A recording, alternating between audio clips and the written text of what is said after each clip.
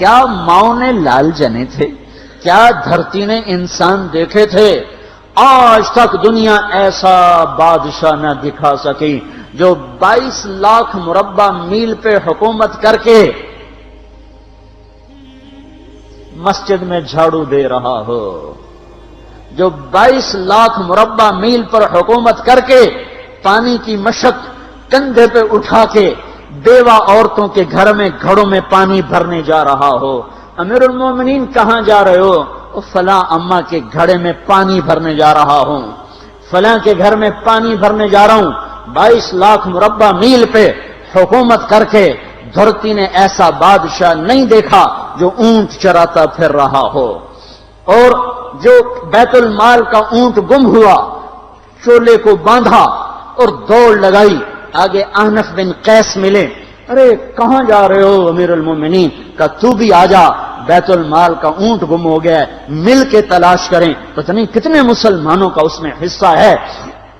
دھرتی ایسا بادشاہ نہ دکھا سکے گی، نہ دکھا سکے گی، کوئی ایسا آیا ہی نہیں ہے کہ جو اتنی بڑی سلطنت کا مالک ہو اور کیکر کے درخت کے نیچے بغیر پہروں کے سو رہا ہو۔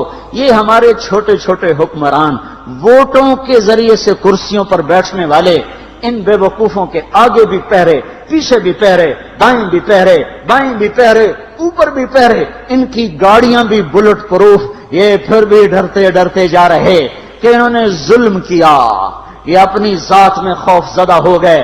عمر نے اپنے نام کے ساتھ فاروق کا لقب آپ نے کہا عمر فرق بین الحق والباطل، عمر وہ عمر ہے جس نے حق اور باطل میں فرق کر کے دکھا دیا، اس لیے یہ فاروق ہے، اس نے حق اور باطل میں فرق کر کے دکھایا، یہ فاروق ہے۔ حسن بصری فرمایا کرتے تھے اپنی محفلوں کو عمر کے ذکر سے سجاؤ۔ حضرت عائشہ فرمایا کرتی تھیں عمر کے تذکرے کیا کرو کہ جب عمر کا تذکرہ ہوتا ہے تو عدل کا تذکرہ ہوتا ہے، جب عدل کا تذکرہ ہوتا ہے تو اللہ کا تذکرہ ہوتا ہے۔ کہ ہم عائشہ رضی اللہ تعالیٰ عنہا فرمایا کرتی تھیں اتنے بڑی سلطنت پر حکومت کرنے کے بعد اللہ کی راہ میں جانے والے مجاہدین کے گھر گیا کھڑا ہوا ہے، دروازے پہ دستک دے رہا ہے، بیٹی کوئی بازار سے سودا لینا ہو تو مجھے بتاؤ، تیرے گھر والا تو اللہ کی راہ میں ہے، میں تمہارے گھر کا سودا لے آؤں، کیا کیا چیز چاہیے؟ تم نے اپنے خامند کو خط لکھنا ہوگا، تم تو لکھنا نہیں جانتی، مجھے بتاؤ میں تیرے خامند کو تیری طرف سے خط لکھوں۔ اماں تیرا بیٹا اللہ کی راہ میں گیا ہوا ہے، مجھے بتا میں تیرے بیٹے کے نام تیری طرف سے خط لکھوں۔ اتنی بڑی جس کے سامنے قیصر اور کسرا زیر و زبر ہو گئے، کج کلا، وہ زمین میں جا کے تہ خاک میں وہ سارے ہیرے لال جواہر، وہ زمین میں لوٹ پوٹ کرنے والا، کسرا کے تخت کو توڑنے والا اور روم کی طاقت کو توڑنے والا، آل ساسان کی طاقت کو توڑنے والا اور نوشیروان کے خزانے مدینے میں لانے والا اور خسرو پرویز کے خزانے مدینے میں لانے والا اور رومت الکبرا کے خزانے مدینے میں لانے والا خود اپنے کرتے میں 14 پیوند لے کے چل رہا ہے۔ 14 پیوند کے ساتھ کرتا ہے، مہینے میں 1 دن گوشت کھاتے تھے، وہ روٹی کھاتے تھے کہ عام آدمی حلق کے نیچے نہیں لے جا سکتا تھا۔ ہے سال کی ابتدا اس شخص کی شہادت سے ہوتی ہے جس کو اللہ نے وہ عزت دی۔ آپ نے کہا میرے 2 وزیر آسمان میں، 2 وزیر زمین میں، آسمان پہ جبریل اور میکائیل میرے وزیر ہیں، زمین پر ابو بکر اور عمر میرے وزیر ہیں۔ آپ فرمایا کرتے تھے ابو بکر اور عمر اگر کسی بات پہ جمع ہو جائیں تو میں ان کے مشورے کے خلاف کبھی نہ کروں گا۔ ابو بکر تیری مثال ابراہیم کی ہے، عمر تیری مثال نوح علیہ السلام کی ہے، ابو بکر تیری مثال عیسیٰ علیہ السلام کی ہے، عمر تیری مثال موسیٰ علیہ السلام کی ہے۔ آپ مسجد میں آئے، آپ کے دائیں طرف ابو بکر تھے، بائیں طرف عمر تھے، آپ اندر آئے اور کہا دیکھو اسی طرح قیامت کے دن ہم اٹھیں گے کہ میرے دائیں طرف ابو بکر ہوگا، میرے بائیں طرف عمر ہوگا اور ہم ہاتھوں میں ہاتھ دیے ہوئے اٹھائے جائیں گے۔ اور ایک حدیث میں آتا ہے اور میرے قدموں سے بلال کو اٹھایا جائے گا جو نکلتے ہی اذان دے گا،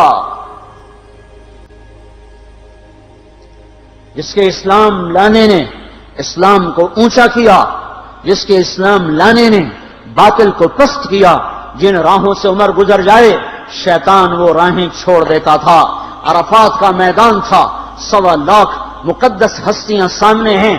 میرے نبی نے فرمایا اس وقت میرا اللہ میرے سب صحابہ پہ فخر کر رہا ہے اور عمر بن خطاب پہ خاص طور پہ فخر کر رہا ہے، خاص طور پہ فخر ہو رہا ہے، عمر بن خطاب پہ خاص طور پہ فخر ہو رہا ہے۔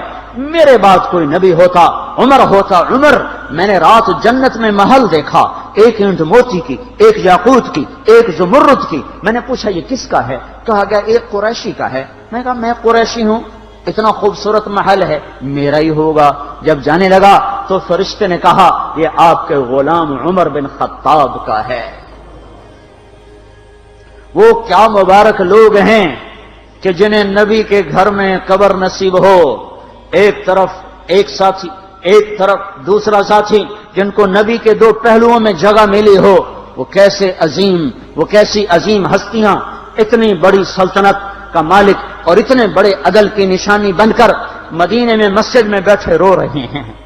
امیر المومنین کیوں رو رہے ہو؟ کہا دجلہ کے کنارے کتا بھی پیاسا مر گیا تو پوچھ تو عمر کی ہوگی، فرات کے کنارے کتا بھی پیاسا مر گیا تو پوچھ تو عمر کی ہوگی۔ راتوں کو پہرے دیے جا رہے ہیں، راتوں کو خبرگیری کی جا رہی ہے۔ مدینے کے باہر ایک خیمہ ملتا ہے، چند بچے ملتے ہیں جو رو رہے ہیں۔ ایک عورت ہانڈی چڑھا کے ڈوئی پھیر رہی ہے۔ پوچھتے ہیں بہن یہ بچے کیوں رو رہے ہیں؟ کہ یہ بھوک سے رو رہے ہیں۔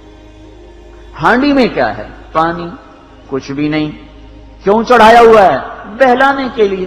سو جائیں گے روتے روتے، میرا اور عمر کا اللہ کے ہاں فیصلہ ہوگا۔ تو عمر کی ہچکیاں بن گئیں کہ عمر کو بہن تیرے حال کی کیا خبر؟ کہ پھر ہمارا بادشاہ کیوں بنا ہے؟ اگر ہمارے حال کی خبر نہیں لیتا تو ہمارا خلیفہ کیوں بنا ہے؟ پر لگ گئے، بیت المال سے سامان نکالا، بوری بھری، سر پہ اٹھائی، کمر پہ اٹھائی۔ غلام اسلم نے کہا میں اٹھاؤں؟ کہ قیامت کے دن بھی میرا وزن تو اٹھائے گا۔ اسی طرح بھاگے ہوئے آئے، پنیر نکالا، آٹا نکالا، گھی نکالا، شہد نکالا، ڈال کے ہانڈی میں نیچے آگ، خود دھواں، گیلی لکڑیوں میں پھونکے مار مار مار آگ جلائی، حلوہ تیار کیا، پھر پلیٹوں میں ڈال ڈال کے بچوں کو کھلایا۔ وہ عورت کہنے لگی کاش عمر کی بجائے تو خلیفہ ہوتا۔ تو یہ نہیں کہا کہ میں ہی عمر ہوں، میں ہی عمر ہوں۔ فرمایا جب کل تو امیر المومنین سے ملے گی تو مجھے بھی وہیں دیکھ لے گی، مجھے بھی وہیں پا لے گی۔ پھر وہاں بیٹھ کے دیکھتے رہے، اٹھ کے چل دیے۔ بچے ہنسنے لگے، کھیلنے لگے تو اپنے غلام سے فرمایا میں نے انہیں روتا دیکھا تھا، میرا جی چاہا میں انہیں ہنستا بھی دیکھوں۔ 22 لاکھ مربع میل پہ اسلام پھیلا کر حکومت اس سے بھی بڑے علاقے میں لوگوں نے کی۔ چنگیز نے اس سے زیادہ فتوحات کی، محمود غزنوی نے اس سے زیادہ کی، سکندر تیمور نے اس سے زیادہ کی۔ پر فتوحات کر کے یوں خدمت کر رہا ہو، پانی بھر رہا ہو، اونٹ چرا رہا ہو، امامت کرا رہا ہو، 14 پیوند لگے کپڑوں کے ساتھ خلافت کے تخت پر بیٹھا ہوا ہو، یہ دھرتی میں پھر کوئی نہیں آئے گا۔ ہے نماز میں خنجر لگا، نماز پڑھاتے ہوئے 27 ذوالحج، 27، 28، 29 یکم کو انتقال ہوا۔ یکم محرم موت کے آثار گہرے نظر آئے۔ بیٹے کو بلایا کہ بیٹا جاؤ اما عائشہ سے پوچھ کے آؤ کہ عمر اپنے ساتھیوں کے ساتھ دفن ہونے کی اجازت چاہتا ہے۔ امیر المومنین کے لقب سے بات نہ کرنا، عمر کہنا، عمر اب میں امیر المومنین نہیں رہا۔ جب وہ پوچھنے گئے تو حضرت عائشہ رو رہی تھیں۔ انہوں نے عرض کیا اما جان میرا باپ اپنے ساتھیوں کا پڑوس چاہتا ہے۔ انہوں نے فرمایا یہ جگہ تو میں نے اپنے لیے رکھی تھی، لیکن اگر عمر چاہتے ہیں تو ان کو مجھ پر فضیلت ہے، میں ان کے لیے دستبردار ہوں۔ انہوں نے واپس آ کر خوشخبری سنائی، مبارک ہو اجازت مل گئی۔ کہ نہیں شاید میرے شرم میں اجازت دی ہو، جب مر جاؤں تو مجھے دوبارہ دروازے کے سامنے رکھ کر پھر جا کے پوچھنا، اس وقت اجازت ملے تو پھر لے جانا، ورنہ مجھے بقیع کی طرف لوٹا دینا۔ اتنے میں حضرت علی آئے، پریشان دیکھا، عمر کیوں موت سے ڈر گئے؟ کہ نہیں، موت کے بعد کی گھاٹی سے ڈر رہا ہوں۔ کہ ڈرو نہیں، میرے ان کانوں نے سنا ہے اور اتنی دفعہ سنا ہے کہ میں گن نہیں سکتا کہ اللہ کے نبی فرمایا کرتے تھے ابو بکر اور عمر جنت کے بڑی عمر کے لوگوں کے سردار ہیں۔ آپ نے فرمایا تو اس بات کی گواہی دے گا؟ کہ میں بھی دوں گا، میرا بیٹا حسن بھی دے گا۔ امام حسن بھی ساتھ تھے۔ کہ میں بھی دوں گا، میرا بیٹا حسن بھی گواہی دے گا۔ پھر بھی ہے جو جنت کی بشارتیں لیے ہوئے ہیں، 10 مبشرہ، ابو بکر جنتی، عمر جنتی، عثمان جنتی، علی جنتی، طلحہ جنتی، زبیر جنتی، ابو عبد الرحمن بن عوف جنتی، ابو عبیدہ بن جراح جنتی، سعید بن زید جنتی۔ آپ نے نام لے کر گنے، نام لے کر گن کر کہا، سنو ابو بکر جنتی ہے، عمر جنتی ہے، عثمان جنتی ہے، علی جنتی ہے، طلحہ جنتی ہے، زبیر جنتی ہے، سعد بن ابی وقاص جنتی ہے، عبد الرحمن بن عوف جنتی ہے، ابو عبیدہ بن جراح جنتی ہے، سعید بن زید جنتی ہے۔ میں ان سے راضی ہوں، لوگوں ان کا حق پہچانو، میں ان سے راضی ہوں، میں ان سے راضی ہوں۔